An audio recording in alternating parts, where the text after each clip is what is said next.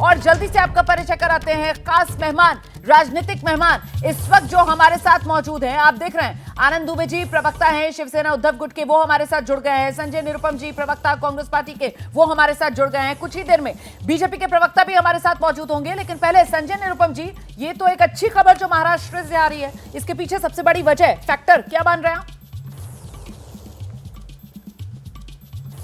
इसके 3 कारण हैं महत्वपूर्ण तौर पे।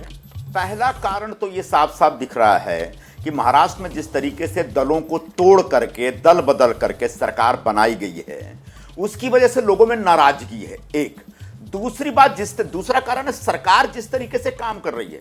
सरकार नाम की कोई चीज ही नहीं है महाराष्ट्र में इस समय। एक किसी तरीके से एमएलए की सदस्यता बचाने के लिए एक धड़पकड़ चल रही है और मतलब लूट मची हुई है।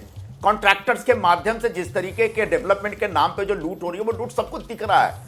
ग्रामीण क्षेत्र में हाहाकार मचा हुआ है। जो जहां पर जो कृषि क्षेत्र है हमारा, जहां किसान है, शेतकरी जिनको हम यहां पर कहते हैं, उन क्षेत्रों में, उन ग्रामीण क्षेत्रों में जबरदस्त असंतुलन है विकास का और लोगों में भयंकर नाराजगी है। और आखिरी बड़ी बात महत्वपूर्ण मैं बता रहा हूं आपको कि जो आंकड़ा अभी आपके सर्वे आ रहा है, यह भी अधूरा है। इतनी सीटें भी एनडीए को मिलेगी नहीं।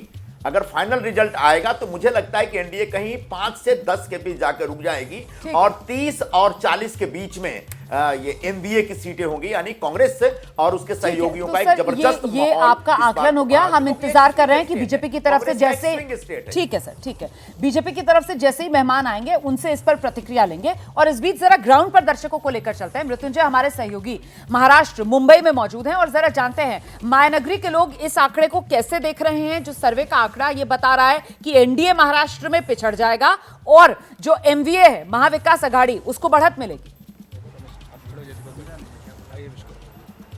रोमाना, निश्चित तौर पर देखिए, महाराष्ट्र की राजनीति तो पूरे देश में सभी के सामने है कि खिचड़ी राजनीति हो गई है। एनसीपी का एक धड़ा सत्ता पक्ष में है तो वही एनसीपी का एक धड़ा विपक्ष में है। शिवसेना का भी यही हाल है। पिछली बार के चुनाव के मुताबिक आधे सत्ता में है तो विपक्ष में है। तो उसके बाद से देखा जाए, जब से एनसीपी में खास करके 2 गुट हुए हैं, कोई लिटमस टेस्ट हुआ नहीं है, तो ये पता नहीं चलेगा कि किसका वोट किसको जाएगा। फिर भी हमारा जो ओपिनियन पोल आया है उसके मुताबिक यहाँ पर बीजेपी एनडीए को नुकसान है, काफ़ी कम सीटें आ रही हैं। लेकिन क्या लोग ऐसा सोचते हैं? सर, हमारा जो ओपिनियन पोल है उसके मुताबिक महाराष्ट्र की 48 में से बीजेपी गठबंधन को 19 से 21 और इंडिया गठबंधन को, जो यहाँ एमवीए है, वो 26 से 28। आप क्या मानते हैं, किसका माहौल है 2024 में? नहीं, 2024 में ऐसा देखें तो बीजेपी का ही माहौल है। मतलब ये लोग का गठबंधन है, एनसीपी और शिवसेना के साथ के गठबंधन है, मगर मेन तो पार्टी बीजेपी है। और बीजेपी का आपने देखा अभी विधानसभा के तीनों राज्यों में काफ़ी अच्छा खासा वोटिंग है। ऐसा ही सेम महाराष्ट्र में होगा। बीजेपी महाराष्ट्र में अच्छे। आप क्या महसूस करते हैं, यहाँ एमवीए 26 से 28 सीटें महाराष्ट्र में जीतती दिख रही है? देखिए, महाराष्ट्र में तो एक तो खिचड़ी सरकार फिलहाल में विधानसभा लेवल पर बनी हुई है। एनसीपी और शिवसेना दोनों में बंदरबाट मचा हुआ है। और लेकिन मोदी जी ने इतना अच्छा काम किया हुआ है कि जब लोकसभा का चुनाव आएगा तो विधानसभा स्तर का जो वोटिंग परसेंटेज है वो भी मोदी जी को जाने वाला है, वो निश्चित है। और इंफ्रास्ट्रक्चर पे इतना काम हुआ है कि डेफिनेटली 2024 में मोदी सरकार ही चुनकर आने वाली है। क्या महसूस करते हैं, 26 से 28 इंडिया गठबंधन यानी एमवीए महाराष्ट्र विकास आघाड़ी और 19 से 21 बीजेपी, क्या माहौल लगता है आपको 2024 का? माहौल तो हमारे मोदी जी का ही है इस समय, क्योंकि श्री राम मंदिर बनने वाला है। उसके प्लस में माहौल तो पूरी तरह मोदी जी का ही है, बीजेपी का ही है। तो राम मंदिर को एक बहुत बड़ा फैक्टर मान रहे हैं। आप क्या महसूस करते हैं 2024 में माहौल किसका है? मोदी जी का ही है, मोदी जी। यहाँ पे शिवसेना उद्धव गुट है, शरद पवार हैं, कांग्रेस राष्ट्रीय पार्टी है।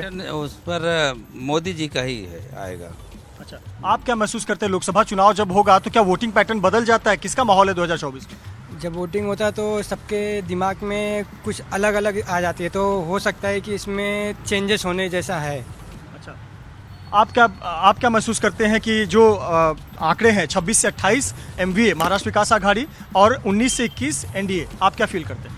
एकदम सही आंकड़े ये, क्योंकि जिस तरह महाराष्ट्र में एकदम छिछवा लेदर हुआ है विधानसभा चुनाव के बाद से, यानी कौन कहाँ है, कौन किधर है, कुछ पता नहीं है। जो सबसे छोटा गट है आज वो विधानसभा में नेता है, एकनाथ शिंदे साहब, और जो सबसे बड़ा गुट है उनका उप मुख्यमंत्री है। तो महाराष्ट्र में यानी कुछ भी अनिश्चित है और जो आपके आंकड़े वो सटीक है।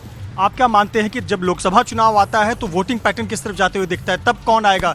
तब मोदी जी का चेहरा सामने आएगा या फिर जो यहाँ राज्य में राजनीति चल रही है, एनसीपी दोनों तरफ है, आधे आधे, शिवसेना बटी हुई है, बड़ी पार्टी बीजेपी जीती थी लेकिन वो उसका सिर्फ उप मुख्यमंत्री है, आप क्या महसूस करते हैं? मैं ये महसूस करता हूँ कि बोलने के लिए बहुत कुछ बोलते हैं, लेकिन मेरे हिसाब से मोदी ही आएंगे और जो एनडीए की सरकार सत्ता में वापस आएगी। 2024 में किसका माहौल आप मानते हैं? केंद्र में मोदी सरकार ही रहेंगे और एक बार फिर मोदी सरकार 2024 में सरकार बनाएगी अपना बहुमत से। देखिए, यहाँ तो अधिकतर लोग मानते हैं कि पीएम मोदी का एक बहुत बड़ा चेहरा है, बहुत बड़ा फैक्टर है और निश्चित तौर पर ये भी लोग मान रहे हैं कि यहाँ तो ऐसी स्थिति आ गई है कि कौन किसके साथ है, वोटिंग पैटर्न कहाँ कैसे होगा, लेकिन एक बड़ा फैक्टर इन सब के बीच में पीएम मोदी का चेहरा आता है।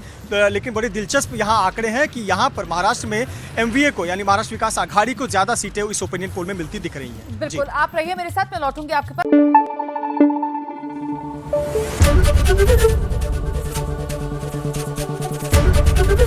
एबीपी न्यूज आपको रखे आगे।